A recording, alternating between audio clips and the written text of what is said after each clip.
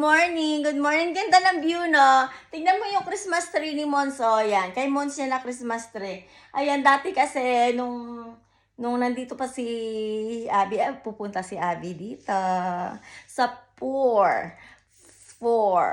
Alin ang tama? Poor or 4? December 4, yeah. She come here in 1 hours only. But it's okay. Much better than nothing, right?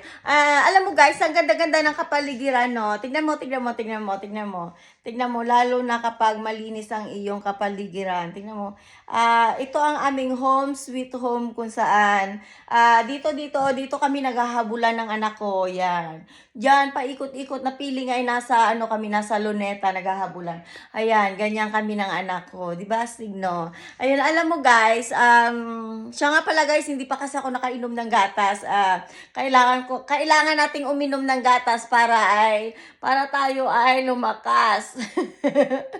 Pampadagdag ng lakas guys. At saka kumain din kayo ng pansit canton niya. Yun. Ayun guys, alam nyo, sa totoo lang namimiss na namin ng anak ko yung pansit canton kasi dito guys, yun nga guys, malabo kasi walang filter guys. Pero sa totoo lang guys, ito yung pinaka-filter ko guys. Oh. Ayan. Alam mo, namimiss na namin yung pansit canton. Wala kasing pansit canton dito. Sabi nila may ingredients na daw nakakaiba at hindi daw pwedeng makain.